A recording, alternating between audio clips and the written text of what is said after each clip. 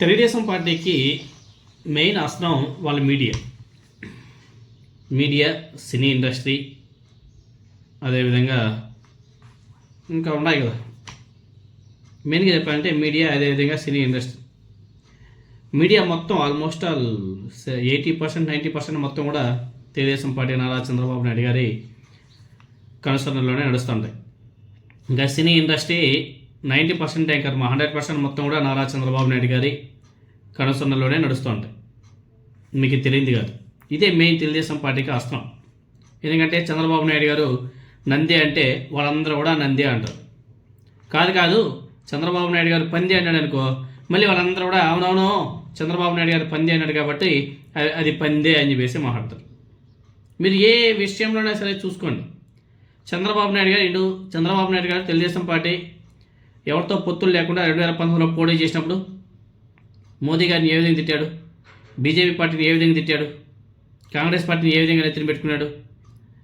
ఇదే చంద్రబాబు నాయుడు గారు అప్పుడు వాళ్ళ మీడియా కూడా చంద్రబాబు నాయుడు గారికి వంతపడింది. అప్పుడు మోదీ గారిని విమర్శించింది, మోదీ గారిని బూతులే. ఇంకా ఈవెన్ తెలుగుదేశం పార్టీ నాయకులు బాలకృష్ణ గారు అయితే ఇంకా మోదీ గారి గురించి అసలు ఆ మాటలు మనం మాట్లాడలేం.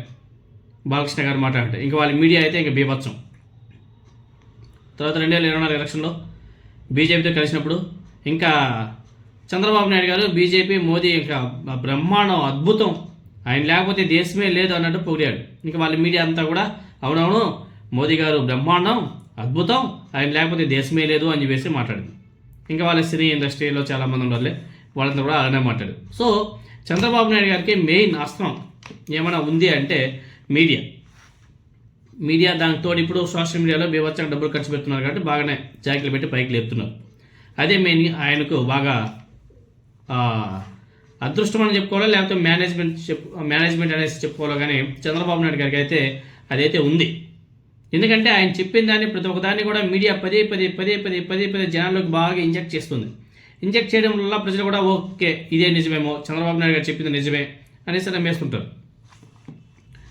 ఇప్పుడు అదే గతంలో వైఎస్ఆర్ కాంగ్రెస్ పార్టీ మీద Telugu Desam party YCP booth party అని చెప్పేసి, అంటే బూతులు మాట్లాడే పార్టీ అని చెప్పేసి ఆ ముద్ర వేయడంలో ఆనాడు కూటమి పార్టీలన్నీ కూడా సక్సెస్ అయ్యాయి.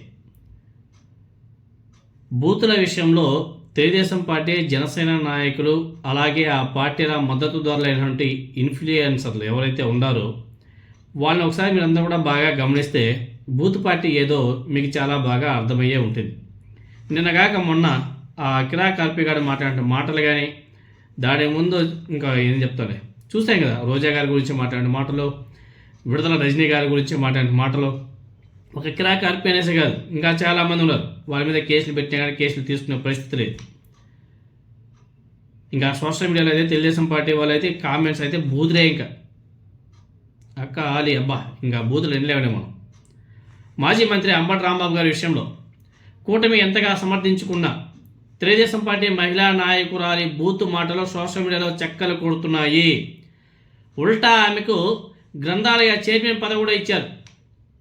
అంబటి రాంబాబు గారిని తిట్టిన దానికి గ్రంథాలయ చైర్మన్ పదవి ఇచ్చింది కూటమి ప్రభుత్వం. బూతులతో రెచ్చగొట్టడం వల్లే కదా అంబటి రాంబాబు గారు మాట అదుపు తప్పిందనేసి ఆయన తనకు తాను చెప్పడం కూడా జరిగింది అంబటి రాంబాబు గారు. ఇది కూటమి నేతలకు కూడా బాగా తెలుసు. అయితే అధికారంలో ఉండడంతో కేవలం వైఎస్ఆర్ కాంగ్రెస్ పార్టీనే తప్పు చేసిందనే ప్రొజెక్ట్ చేయడానికి ముఖ్యంగా తెలుగుదేశం పార్టీ బీభత్సంగా ప్రయత్నాలు చేసింది. ఇదే సందర్భంలో తాము శుద్ధపూసరం అన్నట్టు చట్టసభల్లో ప్రజాప్రతినిధులు చెప్పడం మీద సోషల్ మీడియాలో పెద్ద ఎత్తున ట్రోలింగ్స్ కూడా నడుస్తున్నాయి. ఈ తిట్ల సంగతి ఏంటి, ఈ దాడులు ఏంటి అని చెప్పేసి చాలామంది కూటమి ప్రభుత్వాన్ని గట్టిగా నిలదీస్తున్నారు. అదేవిధంగా మాజీ మంత్రి బొత్స సత్యనారాయణ, ఆయన రాజకీయ అనుభవం అంత వయసు కూడా లేని కమీడియన్ ఇష్టానుసారంగా మాట్లాడడం తీవ్ర వ్యతిరేకత కూడా మొదలైపోయింది. దీంతోనే తాను అలా అనలేదు అని చెప్పేసి అనలేదు అంటూనే ఒక వివరణ కూడా ఇచ్చుకోవడం జరిగింది. క్షమాపణ కూడా చెప్పినట్టుగా తెలుస్తుంది. కానీ క్షమాపణని స్వీకరించే పరిస్థితిలో వైసీపీ లేదు, అదేవిధంగా బొత్స సత్యనారాయణ గారు కూడా లేడు. రాయలసీమలోనే నియర్ బై రాయచోటికి ఎక్కడో అనుకుంటా ఒక యూట్యూబ్ ఛానల్ ఉంటుంది. వాడైతే ఇంకా నోటికి ఇంకా అదుపు ఏముండదు. ఇంకా సీమరాజా వైసీపీ మీద నోరు పారేసుకోవడం కూటమిలోని ప్రజాస్వామికవాదులకు నచ్చడం లేదు. గతంలో మనమే ఇలాంటి తప్పులు బట్టి ఇప్పుడు ప్రోత్సహించడం ఏమిటి అనే ప్రశ్న కూడా కొంతమంది తెలుగుదేశం పార్టీ నేతల నుంచి రావడం కూడా జరిగింది. అదేవిధంగా వైఎస్ జగన్మోహన్ రెడ్డి గారు ఆయన సతీమణి వైసీపీ నాయకుల మీద అవాకులు చవాకులు పేలే వారిని ఆ పార్టీ శ్రేణులు హెచ్చరించడం పూర్తయింది. ఇప్పుడు వైఎస్ఆర్ కాంగ్రెస్ పార్టీ ప్రేక్షక పాత్రకే పరిమితమైంది. అయితే ఇదేదో చేతకాకనో పట్టించుకోవడం మానేశారని చెప్పేసి అనుకుంటే పొరపాటు అనేసి ఆ పార్టీ నాయకులు కూడా అంటున్నారు.